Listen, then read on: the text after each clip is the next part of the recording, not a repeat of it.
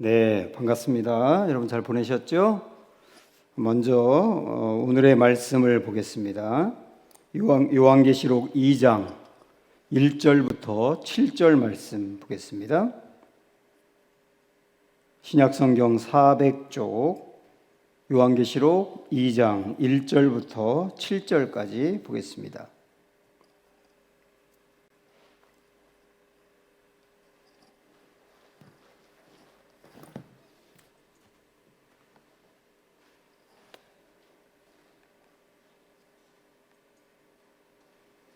요한계시록 2장 1절부터 7절 말씀, 저와 여러분이 한 절씩 교독할까요? 에베소 교회의 사자에게 편지하라.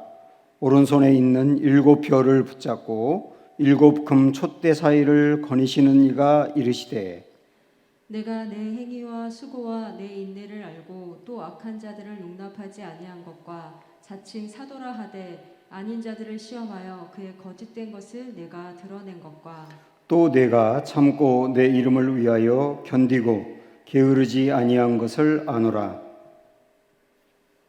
4절이요? 그러므로 어디서 떨어졌는지 4절. 그러므로 어디서 제가 떨어졌는지 4절 읽을게요. 그러나 너를 책망할 것이 있나니 너의 처음 사랑을 버렸느니라. 그러므로 어디서 떨어졌는지를 생각하고 회개하여 처음 행위를 가지라. 만일 그리하지 아니하고 회개하지 아니하면 내가 네게 가서 내 촛대를 그 자리에서 옮기리라. 오직 네게 이것이 있으니 네가 니골라당의 행위를 미워하는도다. 나도 이것을 미워하노라. 7절 같이 볼까요? 귀 있는 자는 성령이 교회들에게 하시는 말씀을 들을지어다. 이기는 그에게는 내가 하나님의 낙원에 있는 생명나무의 열매를 주어 먹게 하리라. 아멘. 네, 우리 옆에 있는 분들, 가족들 서로 인사하시고 우리 교우들 생각하시면서 한번 인사할까요? 사랑합니다, 축복합니다 하고 인사합니다.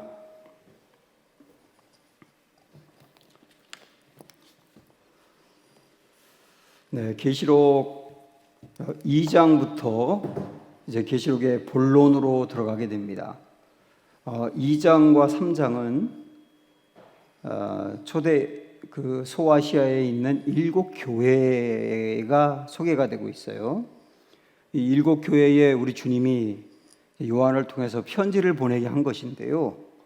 여기에 7 교회는 첫 시간에도 제가 말씀을 드렸지만 모든 교회를 대표하는 교회다. 모든 교회가 가지고 있는 특징을 7 교회가 가지고 있다. 그렇게 말씀드렸죠. 그리고 요 7 교회는 요 교회만이 아니고 그래서 모든 교회, 우리 교회까지 포함해서 우리에게 주는 말씀이다. 그렇게 이해를 하시면 됩니다. 한번 여러분 성경에 오늘 읽었던 7절 말씀을 보시면 분명히 1절부터 7절까지는 에베소 교회에 대해서 이야기합니다만은 7절에 보면 이렇게 되어 있어요. 귀 있는 자는 성령이 교회들에게 하시는 말씀을 들을지어다. 에베소 교회에 이야기하지만 에베소 교회에라고만 하지 않고 교회들에게라고 말씀한 것을 보면 모든 교회에 다 포함된다. 그런 얘기지 않습니까? 그 다음에 서머나 교회가 8절부터 나오는데 역시 11절 봐도 귀 있는 자는 성령이 교회들에게 하고 역시 교회들이라고 말하고 있어요. 그 다음 보가모 교회도 마찬가지고 다 마찬가지입니다. 이렇게 볼 때 여기 7 교회는 7 교회만이 아니라 모든 교회를 다 포함한다. 은강교회도 포함하고 은강교회에 속한 우리 성도들 한 분 한 분도 포함한다. 그렇게 여러분이 이해를 하시면 됩니다. 그러면 이 7 교회에 편지를 보내는 그 이유가 뭘까 하는 걸 여러분이 한번 생각을 해보셔야 되는데 그 이유는 여러분 이걸 한번 생각을 해보세요. 건강검진이라고 하는 거. 여러분도 건강검진 받으시죠? 우리가 1년에 한 번쯤, 어떤 경우는 2년에 한 번 이렇게 건강검진을 받습니다. 그럼 내 몸 구석구석을 살펴보면서 내 몸에 어떤 병이 없는지, 그리고 어떤 수치가 이상이 생기는 것은 없는지, 이런 것을 철저하게 분석을 하거든요. 그리고 건강검진을 통해서 우리가 건강한 줄 알았는데 몸에 이상이 생겼다 그러면 그 다음에 음식을 조절한다든지 운동을 한다든지 그러면서 건강을 회복해 가려고 노력하지 않습니까? 그래서 건강검진은 우리의 건강을 위해서 굉장히 중요한 거예요. 이처럼 일곱 교회에 주님이 편지를 보내는 것은 여러분 이렇게 이해하시면 될 거예요. 교회 건강검진이다. 그렇게 이해를 하시면 됩니다. 일곱 교회는 건강한가? 일곱 교회에 병은 없는가? 고쳐야 되고 강화해야 될 부분은 없는가? 그런 것들을 주님이 검진하신다. 이렇게 이해를 하시면 됩니다. 그러면서 우리는 이 말씀들을 보면서 우리 은강교회는 건강한가? 나는 건강한가? 그런 것들을 살펴보는 기회로 삼으시면 요 7시간에 가서 걷는 이 시간이 우리 교회와 우리 성도 한 명 한 명이 주님이 기뻐하는 건강한 모습으로 변할 수 있다. 그런 기대를 가지고 가보는 겁니다. 자, 그렇게 여러분 이해를 하시고요. 그 다음에 이 7교회에 편지하는 내용을 우리가 쭉 보면 공통적인 특징이 나옵니다. 이 특징의 순서대로 거의 진행이 되는데요. 제일 먼저 나오는 게 뭐냐면 수신자가 나와요. 수신자. 수신자는 이 편지를 받는 사람이 누구냐? 물론 7교회들이죠. 그 다음에 두 번째로 발신자가 나옵니다. 발신자는 뭐 말할 것도 없이 예수님이죠. 보내는 분은 예수님이에요. 그리고 세 번째는 각 교회마다 주님이 칭찬을 하십니다. 이 칭찬을 하는데 7교회 중에 칭찬을 하나도 받지 못한 교회가 라오디게아 교회하고 사대 교회가 있어요. 그 나머지 교회는 칭찬을 받아요. 그 다음에 칭찬을 받았다면 그 다음에 뭘 할까요? 그 다음엔 책망을 하십니다. 책망. 책망을 한 번도 받지 않는 교회가 있어요. 서머나 교회, 빌라델비아 교회 두 교회인데 그 교회들은 역시 또 칭찬만 받은 교회가 되죠. 책망을 또 받는단 말입니다. 그리고 나서 권면이라고 하는 것을 합니다. 권면. 이 권면은 다 이렇게 표현하고 있어요. 성령이 교회들에게 하시는 말씀을 들을지어다. 그래서 성령님이 교회에게 권면하는 내용인데 그 중요한 내용입니다. 그리고 나서 마지막으로 약속을 하십니다. 약속. 이기는 자는 그러면서 주님이 약속을 하신다고요. 이런 패턴으로 2장부터 3장에 7교회가 다 구성이 되어 있다는 거. 여러분 이거 꼭 참고하시면 좋겠어요. 다시 한번 볼까요? 제일 먼저 수신자, 두 번째 발신자, 세 번째 칭찬, 네 번째 책망, 다섯 번째 권면, 그리고 약속. 이렇게 구성이 되어 있습니다. 그래서 오늘 우리도 이런 순서대로 에베소 교회에 대해서 제일 먼저 살펴보도록 하겠습니다. 그러면 제일 먼저 우리는 수신자에 대해서 이제 보아야 되겠죠? 수신자. 1번으로 우리가 봐야 될 내용입니다. 그러면 에베소 교회의 수신자는 누구냐? 뭐 당연히 에베소 교회죠. 말할 것도 없이. 그런데 여기서 에베소 교회에 대해서 우리가 먼저 좀 살펴보려고 합니다. 에베소라고 하는 지방은 오늘날의 이즈밀이라고 하는 도시인데요. 이즈밀이 터키에 있죠. 그런데 지금도 이 이즈밀이 굉장히 큰 도시인데 이때 당시에는 소아시아라고 하는 지역의 수도가 에베소였어요. 물론 행정적인 수도는 버가모였는데 경제적인 수도 그리고 인구가 제일 많이 살고 제일 큰 영향을 미치는 수도가 에베소였습니다. 이게 가장 큰 도시였다. 여러분이 그렇게 이해를 하시면 됩니다. 이 에베소에 교회가 세워지게 되는데요. 아마 바울 서신을 좀 아시는 분들은 금방 이해하실 겁니다. 바울이 1차, 2차, 3차, 또 나중에 4차까지 전도 여행을 하게 되는데 2차 전도 여행을 유럽 지역으로 갑니다. 갔다가 돌아오는 길에 에베소를 잠깐 들리죠. 그리고 그곳에 아굴라와 브리스길라 부부를 그곳에 남겨두고 옵니다. 그러면서 교회가 거기서 어쩌면 시작이 된 거죠.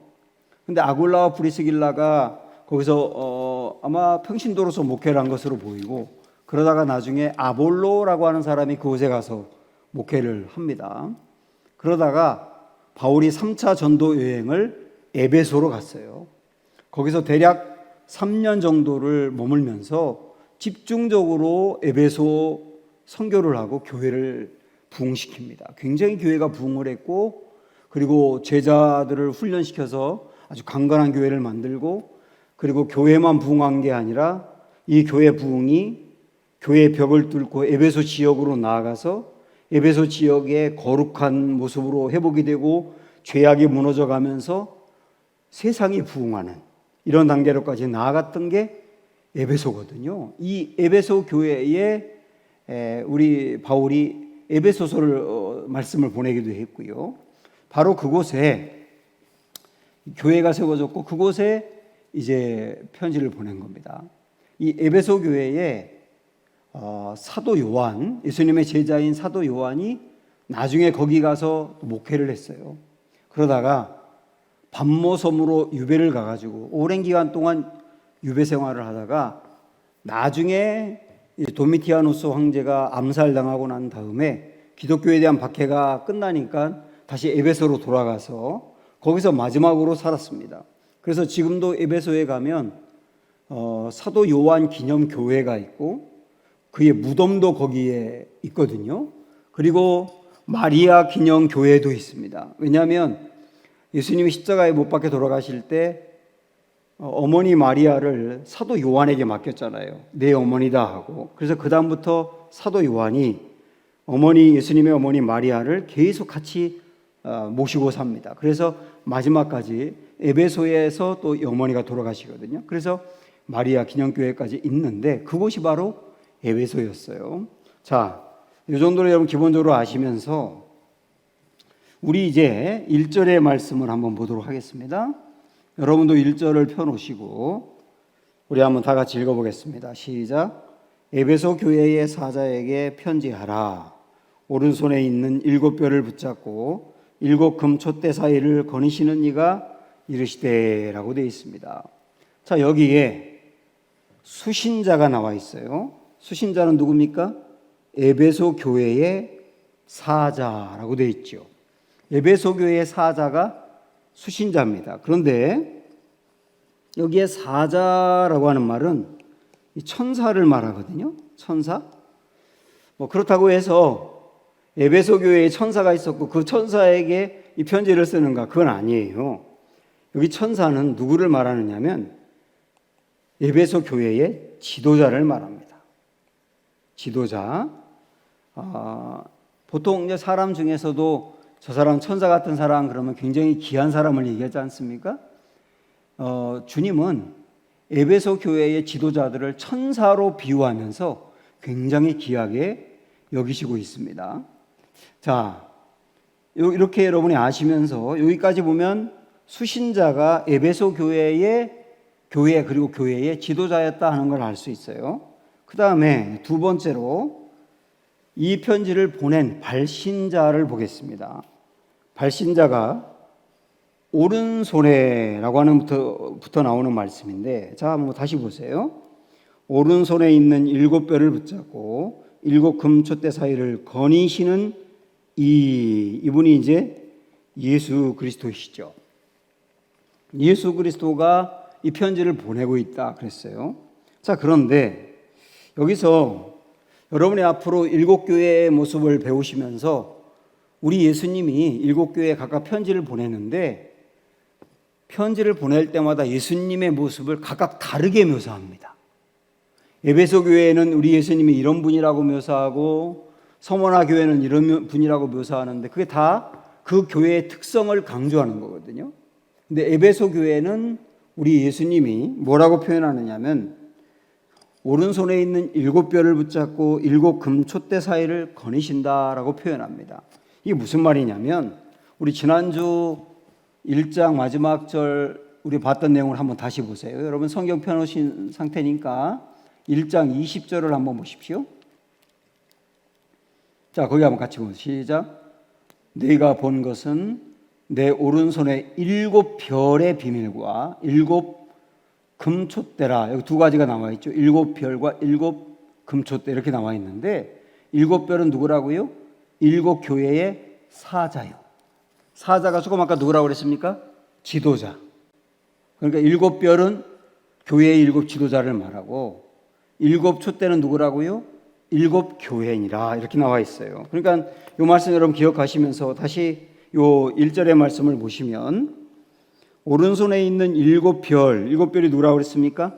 교회의 7 지도자. 이 지도자들을 붙잡고 이렇게 돼 있어요. 그러니까 우리 예수님이 누구냐? 7별을 붙잡는 분이시다. 7별은 누구라고 그랬어요? 교회 지도자다. 그러니까 교회의 지도자를 주님이 든든히 붙들고 있다. 든든히 붙들고 있다. 근데 특별히 에베소 교회에 이런 말씀을 하시는 이유는 7 교회 중에 에베소 교회가 가장 대표적인 교회입니다. 가장 크기도 하고 지도자적인 대표적인 교회이기 때문에 가장 대표적인 교회를 주님이 붙들고 있다. 이렇게 표현함으로 나머지 교회도 붙들고 있는 것을 보여주는 거예요. 여기 저는 이 말씀 이렇게 보면서 특별히 교회의 지도자를 붙들고 있는데 여기에 오른손에라고 나와 있지 않습니까? 오른손으로 주님이 붙드신다 표현하고 있거든요. 성경에 보면 오른손은 여러분 아시는 것처럼 능력을 상징하는 거예요. 그러니까 하나님의 능력으로 교회의 지도자들을 붙들고 있다. 주님 그렇게 말씀하시는 거거든요. 이게 저에게도 굉장히 힘이 되고 위로가 되더라고요. 하나님이 세우신 교회 지도자인 목회자들, 지금도 주님이 이 목회자들을 든든히 붙잡고 계신다. 그래서 그 지도자를 통하여 성도들이 성장하고 성도들이 구원받고 성도들이 주님 나라 가야 되기 때문에 이 지도자들에게 하나님은 능력을 부어주고 말씀을 부어주고 지도자들이 생각이라든지 삶이 잘못된 방향으로 나가면 붙잡아서 데려오고 이렇게 하나님이 교회 지도자들을 붙들고 있다. 그래서 교회를 붙들고 있는 것을 표현하고 있는 거죠.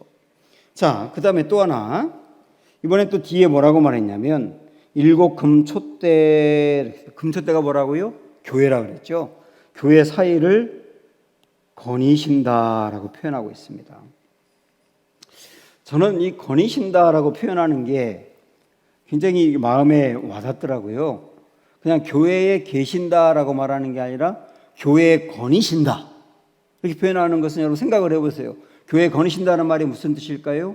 예수님이 교회에서 활동하신다, 역사하신다, 말씀하신다, 그리고 보호하신다, 지키신다.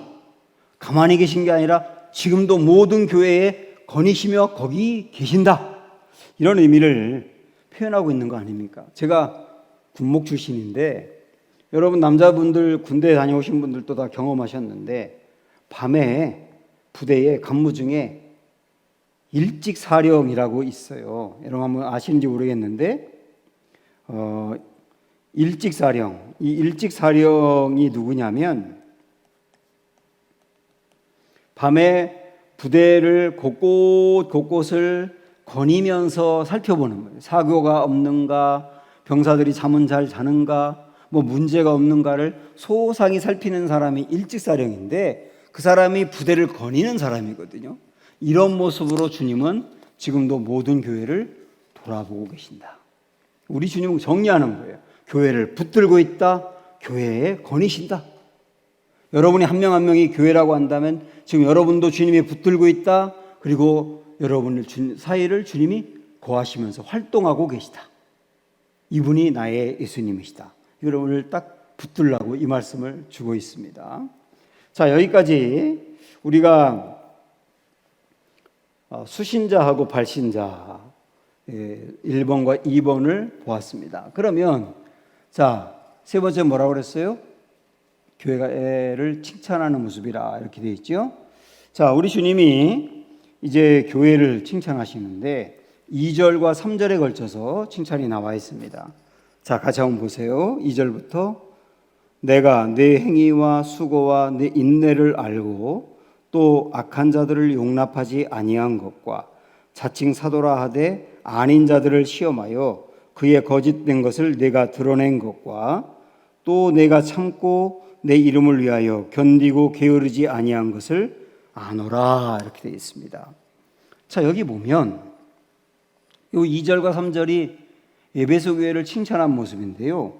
특별히 여러분이 주목해 봐야 될 게 뭐냐면 지금 2절과 3절에 한 번씩 주님은 안다는 말씀을 하고 있어요. 안다. 3절 끝에서도 아노라 이렇게 말했어요. 두 번에 걸쳐서 주님이 안다고 말씀하고 있어요. 그럼 뭘 안다고 했느냐? 여기 보시면 첫 번째로 내가 내 행위와 내 수고와 인내를 안다 그랬고요. 두 번째는 여기부터 이제 2번인데 악한 자들을 용납하지 아니한 것과 자칭 사도라 하되 아닌 자들을 시험하여 그의 거짓된 것을 내가 드러낸 것과 또 내가 참고 내 이름을 위하여 견디고 게으르지 아니한 것을 아노라. 주님이 이렇게 아신다고 두 번에 걸쳐서 말씀하고 있습니다. 이 에베소 교회를 주님이 이제 안다고 표현하고 있는데 한마디로 말씀드리면 에베소 교회가 이 교회 안에 교회를 흔들고 무너지게 만드는 악한 세력이 있었어요. 그 악한 세력을 보면서 악한 세력이 잘못된 것임을 알고 악한 세력에 현혹되지 않고 교회가 진리 안에 우뚝 선 것을 안다 그런 얘기입니다. 그러면 여기에 보면 이렇게 나와 있거든. 자칭 사도라 하는 사람이 있었고 그다음에 여기에 악한 자라 이렇게 말을 했어요. 자칭 사도와 악한 자가 같은 개념인데 이들이 누구냐? 자칭 사도라 하고 악한 자가 누구냐 할 때 이들에게 현혹되지 않았다는 뜻이거든요. 6절로 가보시면 이들이 나옵니다.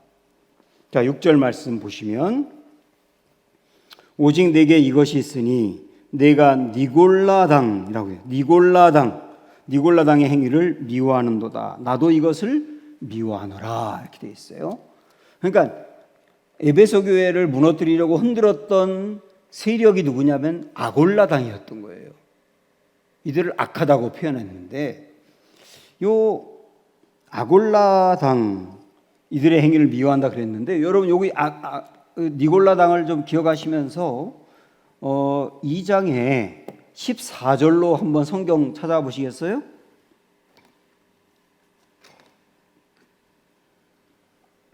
(2장) 14절 15절 보겠습니다. 여기 버가모 교회에 대해 소개하면서 14절 그러나 내게 두어 가지 책망할 것이 있나니 거기 내게 발람이라고 나와요. 발람의 교훈을 지키는 자들이 있도다.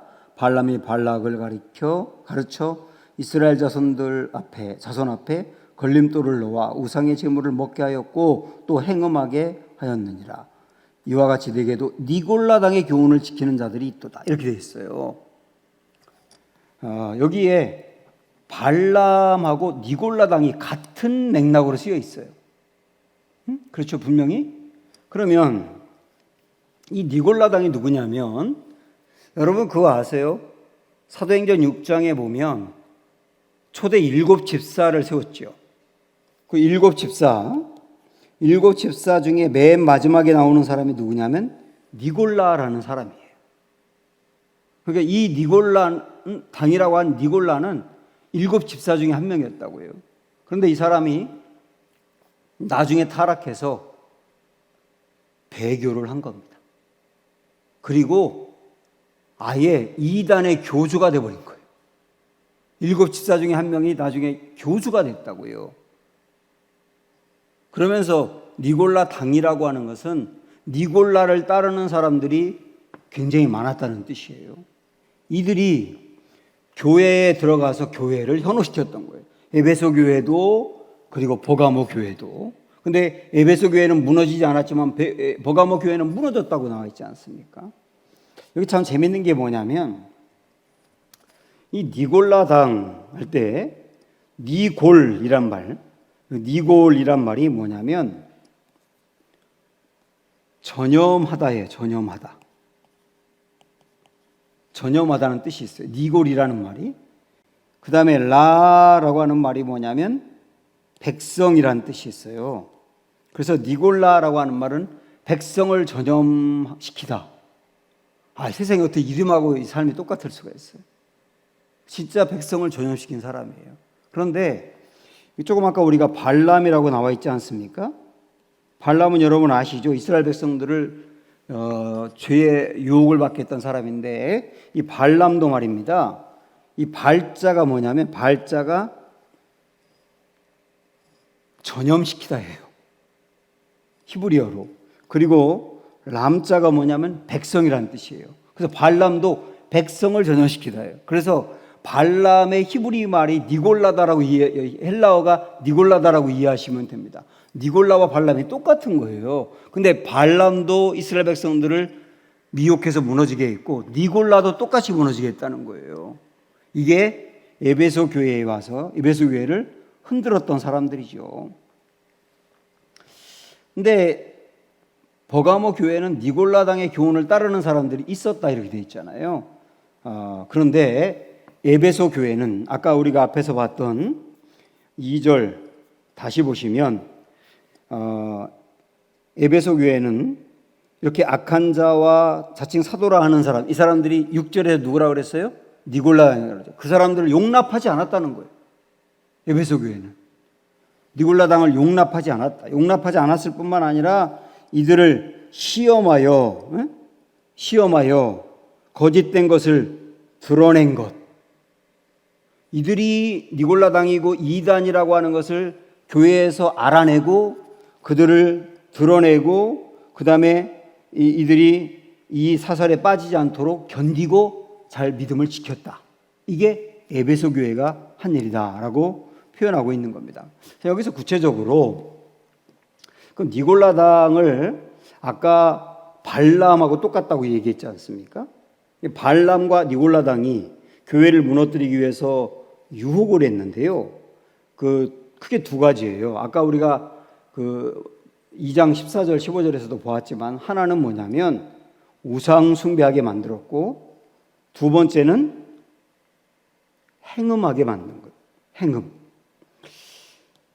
첫 번째 이제 우상 숭배 같은 경우는 뭐냐면 이때 당시에 로마의 황제를 숭배해라, 신으로 모셔라 라고 강압적으로 얘기했지 않습니까? 이때 로마 황제를 신으로 모시면서 예배하고 절하면 살려주고 그렇지 않으면 기독교인들이 순교를 당했거든요. 그때 교회마다 고민이 생긴 겁니다. 야, 로마 황제에게 절을 하고 숭배해야 돼? 그러면 사는데 그거는 우리 주님을 버리는 일이니까. 그렇다고 황제에게 절하지 않고 숭배하지 않으면 이러다가 다 죽게 생겼으니까 교회마다 고민을 하는 거예요. 이거 숭배해야 돼 말아야 돼? 해야 돼 말아야 돼? 이럴 때 교회에 들어온 니골라당 사람들이 이렇게 말을 한 겁니다. 황제 숭배를 해야 돼. 황제 숭배를 하고 겉으로는 황제 숭배를 하지만 마음으로는 황제를 신으로 숭배하지 말고 마음으로는 예수님을 믿으면 돼. 이렇게 유혹을 한 거라고요. 마치 옛날 우리나라가 일제시대 때 일본의 천황에게 경배하라고 그렇게 조선 사람들에게도 다 압박을 했지 않습니까? 그때 교회 안에서 많은 사람들이 신사참배를 했잖아요. 신사참배하면서 이 사람들이 뭐라고 스스로 이제 정당성을 가졌느냐면 그래 겉으로는 우리가 살아야 되니까 신사참배해. 그러나 마음으로는 예수님을 믿는 거야. 그래가지고 신사참배한 사람들이 많았다고요. 이런 일이 니골라당에 의해서 일어났단 말이에요. 이게 우상숭배라고 말하는 거예요. 그런데 에베소 교회는 어땠다는 거예요? 이런 니골라당의 유혹에 빠지지 않았다는 겁니다. 그거는 우상숭배야. 마음으로 예수님을 믿고 겉으로는 로마 황제를 숭배해? 겉으로 숭배하는 것도 로마 황제를 믿는 거야. 우상숭배하면서 거부했다는 거예요. 잘한 일이죠. 그 다음에 두 번째, 이 니골라당이 미혹한 게 뭐냐면 음행이었거든요. 음행. 이 발람하고 똑같은데요. 발람도 이스라엘 백성들을 무너뜨리기 위해서 우상숭배를 하게 만들고 이 모압의 여자들하고 행음하게 만들었지 않습니까? 그 행음이 우상숭배로 이어졌잖아요. 이처럼 에베소 안에도 이 행음으로 무너지게 하는 일들이 있었던 거예요. 그게 뭐냐면 여러분 아마 기억하실 텐데 바울이 에베소에 전도하러 갔을 때 그 에베소 안에 있는 많은 아데미 여신을 믿는 은장색들이 있었다 그렇게 나오거든요. 여기에 아데미라고 여자 신이 나오는데 아데미 신이 누구냐면 다이아나 신이에요. 다이아나.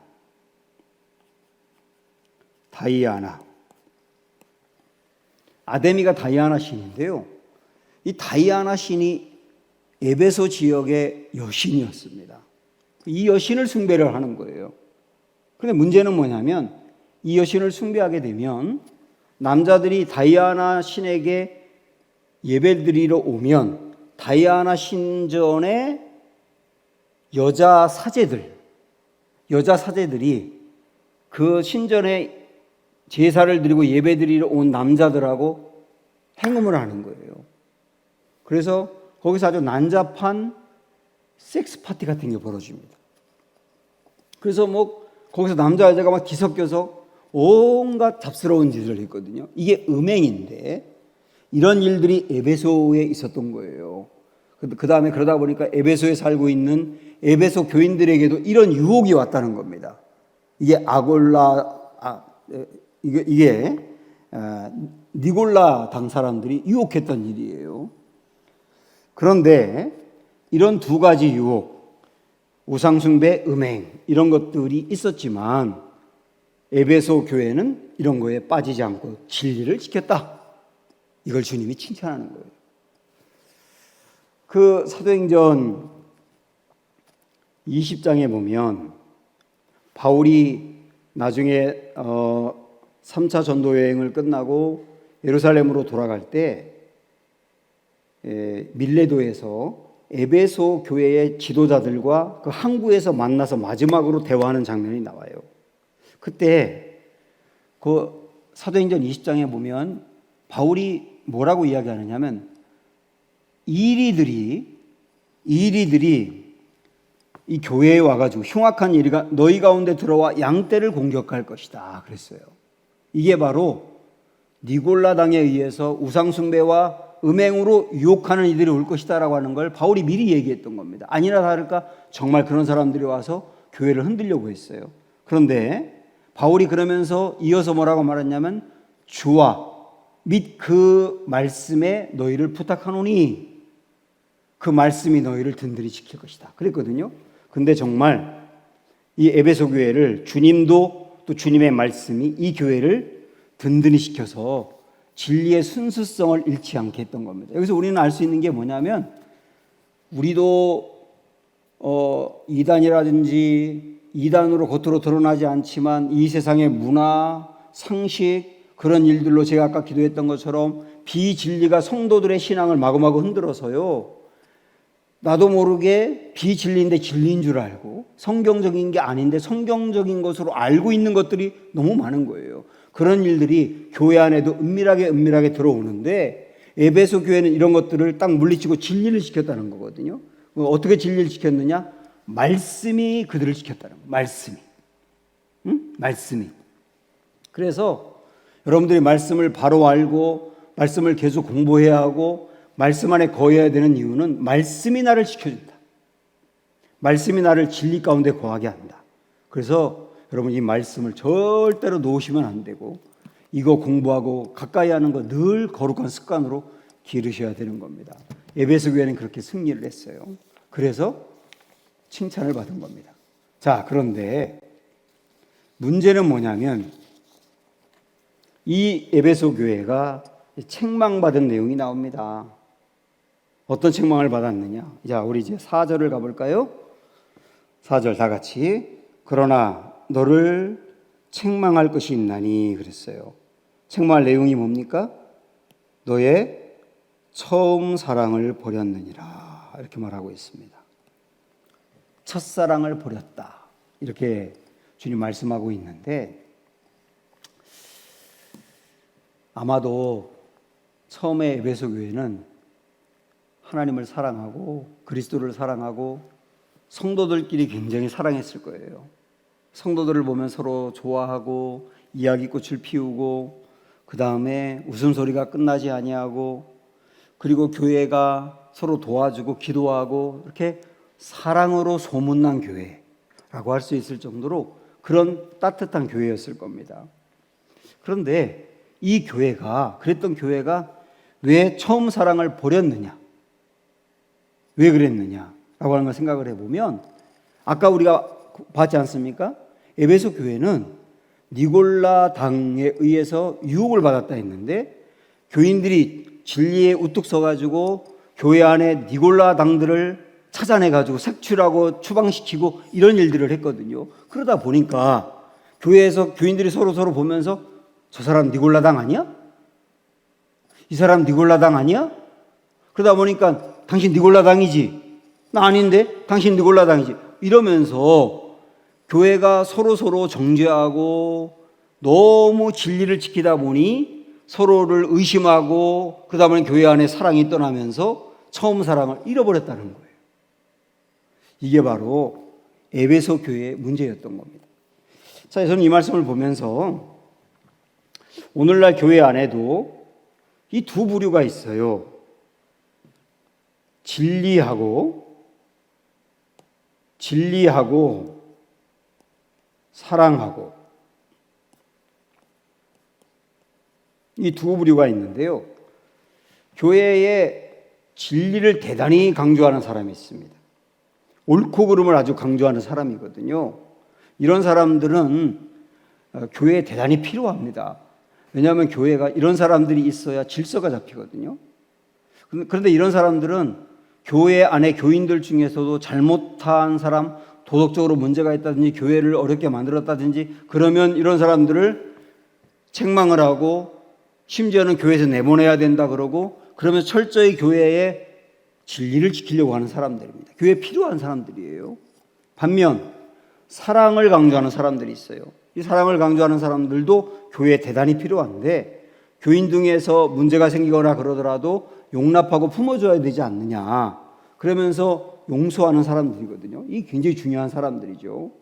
그런데 교회에 너무 진리만 강조하게 되면 교회가 삭막해지게 되고 너무 사랑만 강조하게 되면 교회가 질서가 깨진단 말이에요. 이 두 부류가 굉장히 중요한데 균형 잡혀야 되는데 에베소 교회의 문제는 뭐냐면 진리를 너무 강조한 나머지 사랑을 잃어버린 겁니다. 이게 에베소 교회의 문제입니다. 그래서 주님은 이런 모습을 책망을 하는 걸 통해서 우리는 교회 안에 진리와 사랑의 균형이라고 할까요? 이것을 잘 잡아야 된다는 걸 깨닫게 됩니다. 이게 요한이 대단히 중요하게 강조하는 부분인데 한번 여러분 성경 우리 한번 몇 군데 요한 1서 말씀 보겠는데 요한 2서 말씀 조금만 앞으로 와보세요. 요한 2서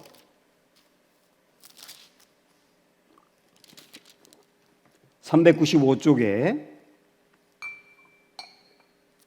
3절 한번 보실까요? 요한 2서는 한 장밖에 없으니까 3절 보시면 은혜와 긍휼과 평강이 하나님 아버지와 아버지의 아들 예수 그리스도로부터 두 가지 뭐라고 나와 있습니까? 진리와 사랑 가운데서 이렇게 진리와 사랑 가운데서 우리와 함께 있으리라. 이 진리와 사랑을 강조를 하고 있어요. 두 가지를.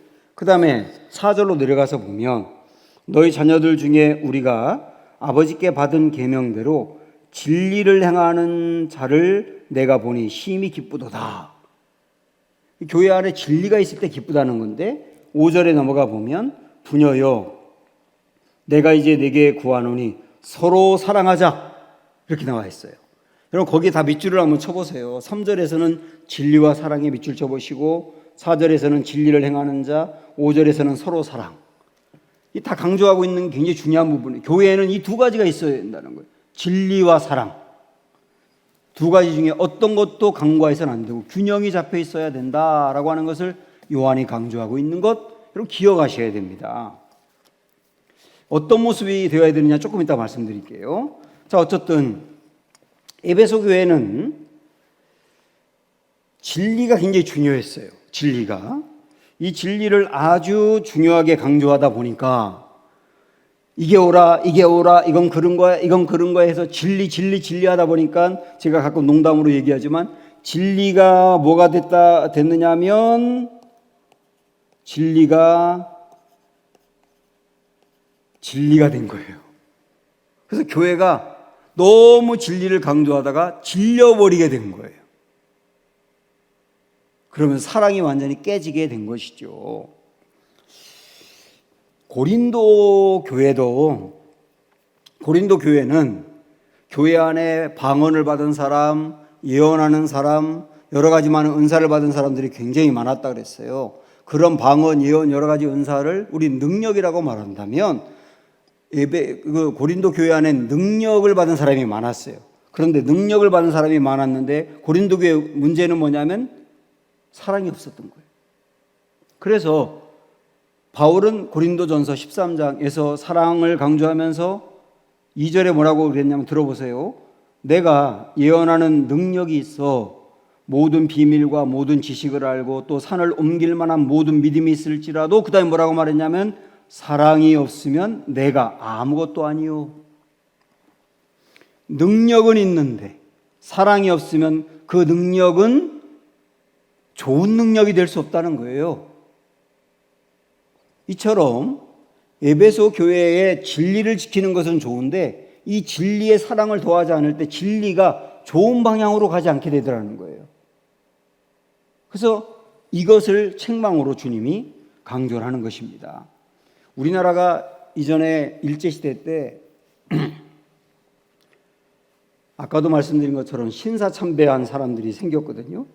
목사님 중에서도 그런 분들이 있었고 뭐 여러분도 아시겠지만 그 훌륭한 한경직 목사님도 한때 신사참배를 하셨어요. 그런데 해방이 되고 나서 교회 안에 분열이 생겼습니다. 어떤 분열이냐면 신사참배 한 사람, 신사참배 안 한 사람 딱 나누는 거예요. 신사참배 한 사람들이 신사참배 안 한 사람들에게 당신들 목사 자격 없어, 교인 자격 없어, 우리 당신들과 함께 예배 드릴 수 없어. 그래서 교회가 자꾸 분열되기 시작하면서 그래서 사실 교단이 생기기도 했습니다. 신사참배 안 한 사람들 중심으로. 이러면서 교회가 갈라지게 된 거예요. 이것도 뭐냐면 진리를 너무 강조하고 하다 보니 사랑이 없어지고 없어진 그 사랑 때문에 교회가 깨지더란 말입니다. 그래서 교회에서도 그렇고 우리 삶에서도 너무 시시비비를 잘 가리기 좋아하는 사람, 옳고 그름을 너무 엄격하게 주장하는 사람은 좀 무서워요. 자기 삶이 반듯하고 옳은 일을 잘하고 이런 걸 굉장히 중요하게 강조하는 사람을 저는 뭐라고 표현하고 싶냐면 그런 사람들은 칼을 가졌다 이렇게 말씀하고 싶어요. 칼같이 날카로운 칼을 가진 사람입니다. 이 진리를 강조하고 진리 안에 우뚝 서 있는 사람들이거든요. 그런데 칼이 날카로울수록 반드시 뭐가 필요한지 아세요? 칼집이 필요합니다. 칼집이 칼을 마구마구 휘두르지 못하도록 막는 거거든요. 칼집이 저는 사랑이라고 봐요. 그 진리가 사랑이라고 하는 칼집에 쌓일 때 이게 아름다운 모습이 된다는 거죠. 그래서 칼은 칼집으로 가야 한다. 이런 것을 우리에게 깨닫게 해주는 내용이고, 이런 게 없었던 에베소 교회가 책망을 받았다 하는 것을 우리는 아셔야 합니다. 자, 그러면 당연히 그 다음에 다섯 번째 권면이 나오는데, 이 권면은 처음 사랑을 잃어버린 것에 대한 권면이겠죠. 그게 이제 5절에 나옵니다. 자, 우리 5절 말씀 같이 볼게요. 그러므로 어디서 떨어졌는지를 생각하고 회개하여 처음 행위를 가지라. 만일 그리하지 아니하고 회개하지 아니하면 내가 내게 가서 내 촛대를 그 자리에서 옮기리라. 그렇게 말씀합니다. 세 가지 말씀합니다. 첫째는 어디서 떨어졌는지를 생각하라예요. 이건 무슨 말일까요? 내가 언제부터 사랑을 잃어버리고 진리만 너무 앞세우는 사람이 되었는지를 생각해봐라. 그 다음에 두 번째, 회개하여, 그 말은 뭐냐면 내가 이 사랑을 잃어버린 것이 잘못된 것을 인정하라, 그런 얘기죠. 그러면서 처음 행위를 가지라. 그 말은 뭡니까? 에베소 교회가 처음 가졌던 그 사랑을 회복하라. 진리와 사랑의 균형을 잡아라. 이렇게 권면을 하고 있는 겁니다. 그러면서 만일 그렇게 하지 아니하면 이라고 나와요. 그렇게 하지 아니하면 어떻게 된다고요? 이게 무서운 말을 하고 있는데, 여기에 촛대를 그 자리에서 옮기리라 이렇게 말씀하고 있습니다. 촛대를 옮긴다는 게 무슨 말일까요? 촛대를 옮긴다는 말은 교회의 생명력을 잃어버린다는 거예요. 교회의 생명력을 잃어버려서 교회의 부흥을 잃어버리고 능력을 잃어버린다는 겁니다. 저를 한번 잠깐 보세요. 초대에 제일 먼저 세워졌던 예루살렘 교회는 굉장히 부흥을 했습니다. 엄청나게 부흥을 했어요. 그런데 이 예루살렘 교회가 점점점 힘을 잃더니 나중에는 이 촛대가 어디로 옮겨갑니까? 안디옥 교회로 옮겨가요. 그래서 안디옥 교회 중심으로 이방 선교가 막 이루어지지 않습니까? 안디옥 교회의 중심이 옮겨지면서 예루살렘 교회는 완전히 푹 가라앉습니다. 생명력을 잃어버리거든요. 그러다가 나중에는 교회사에 보면 안디옥 교회에서 촛대가 어디로 가느냐면 에베소 교회로 갔어요. 그래서 교회사에서 에베소 교회가 15개 교회를 개척했다고 나오는데, 에베소 교회를 중심으로 많은 교회들이 세워지면서 생명력 있게 일어났다고요. 근데 주님이 오늘 말씀하는 거예요. 너희 에베소 교회 큰 일을 많이 감당하고 그렇게 부흥하고 그러지만 너희 첫사랑을 회복하지 아니하면 촛대를 옮기리라. 또 다른 교회로 이 촛대가 넘어갈 수 있다. 주님이 그렇게 말씀을 하시는 거거든요. 저는 우리 교회에도 이 말씀을 주고 있다. 목회자로서 가장 무서운 것은 사실은 교회에 하나님의 촛대가 떠나는 게 아닌 거예요. 만약에 우리 교회 안에 하나님의 촛대가 떠나면 교회의 생명을 잃게 되겠죠. 말씀을 전해도 거기에 생명이 없고 그 말씀을 듣는 성도는 생명력을 잃어버리게 되고 교회에 오는 사람은 당연히 없어지게 되고 교회 사람들은 떠나가게 될 거고 그 교회는 명목은 교회지만 실제 교회가 아닌, 얼마나 무섭습니까? 교회만이 아니고 성도들에게도 촛대가 떠나간다면 구원받은 백성일 수는 있어도 왕성한 생명력은 잃어버려서 능력이 없는 성도의 모습, 간신히 영적인 생명만 붙어있는 그런 모습, 제가 제일 무서워하는 모습이고, 이렇게 빠지지 않기를 저도 우리 교우들도 기도해야 되지 않겠어요? 이게 촛대를 옮기지 않고 촛대가 머물러 있는 교회의 모습이겠지요. 주님은 처음 사랑을 회복하라 이렇게 말씀하면서 그리하지 아니하면 이렇게 말씀하고 있으니 우리 마음에 새기셔야 되는 겁니다. 자, 여기까지 주님 말씀하고 마지막 여섯 번째, 주님이 이제 약속하는 내용이 나옵니다. 7절 말씀 마지막으로 보겠습니다. 시작. 귀 있는 자는 성령이 교회들에게 하시는 말씀을 들을지어다. 이기는 그에게는 내가 하나님의 낙원에 있는 생명나무의 열매를 주어 먹게 하리라. 이기는 그라고 표현하고 있습니다. 이기는 그. 여기 계속 이제 교회들마다 마지막 절에서는 꼭 이기는 자, 이기는 그라고 표현하고 있는데 여기서 말하는 이긴다는 말은 뭘까요? 에베소 교회에게는 처음 사랑 회복하는 거죠. 처음 사랑 회복하는 거. 처음 사랑 회복하는 자에게 그 다음에 뭐라고 말씀했냐면 아주 중요한 말씀을 했어요. 생명나무의 열매를 주워 먹게 하리라 했어요. 생명나무의 열매. 그럼 여기 생명나무 그러면 여러분 뭐가 생각납니까? 물론 에덴 동산에서 있었던 생명나무가 생각이 나죠. 그런데 여기서 생명나무가 꼭 그것만이 아니고 여기 굉장히 중요한 의미가 있습니다. 여기 생명나무를 기억하시면서 우리 성경 빨리 두 군데를 가보겠는데 잠언서 3장으로 가보세요. 구약의 913쪽. 잠언 3장 구약 913쪽 18절 보겠습니다.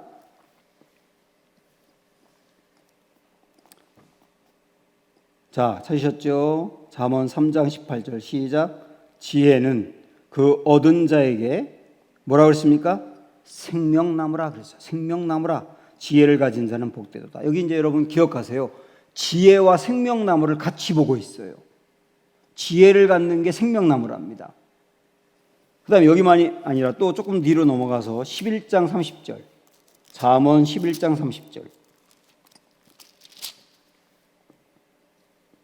잠언 11장 30절 시작. 의인의 열매는 생명나무라 그러면서 지혜로운 자는 사람을 얻느니라. 여기도 마찬가지로 생명나무와 뭐를 같이 보고 있어요? 생명나무와 지혜를 같이 보고 있습니다. 생명나무는 곧 지혜라고 하는 겁니다. 지혜. 그러면 여러분 이걸 기억하면서 지혜라고 하는 것은 하나님의 아름다운 속성이잖아요. 하나님의 아름다운 속성인 지혜를 이기는 그 처음 사랑을 회복하는 그에게 부어주리라. 주님 그렇게 말씀했습니다. 그러면 에베소 교회에 처음 사랑을 갖는다는 것은 무슨 의미냐면 진리와 사랑이 연합된 모습. 진리와 사랑이 연합된 모습. 그걸 갖는 게 지혜라는 것이고 그게 곧 생명나무라 그런 얘기예요. 저는 이거를 이렇게 정리하고 싶어요. 사랑으로 완성하는 진리. 사랑으로 완성하는 진리. 이걸 말하고 있는 겁니다. 이게 바로 생명나무다. 이게 바로 지혜다. 교회 안에 지혜롭다고 하는 말은 그 사람 참 똑똑해, 뭐 분별력 있어 이런 모습도 있지만 여기서 말하는 지혜라고 하는 것은 그 사람 사랑이 있어. 그런데 사랑으로 완성하는 진리가 있어. 이게 포함이 된 거죠. 사랑으로 사람을 살리고 사랑으로 사람을 세우는 모습. 진리를 잘 전파해서 진리를 통하여 사람이 깨닫고 사람이 변화돼요. 근데 사랑으로 행하니까 깨달아요. 사랑으로 행하니까 변화돼요. 이게 바로 사랑으로 완성하는 진리예요. 우리 교회가 그런 모습을 가져야 되겠다. 이게 바로 지혜다. 이기는 자에게는 그 지혜를 주신다. 이게 오늘 우리에게 주신 권면의 말씀입니다. 사랑하는 성도 여러분, 저와 우리 은강교회 모든 교우들이 바로 이런 교회, 주님의 은혜 안에서 세워나갈 수 있게 되기를 간절히 소망합니다. 기도하겠습니다.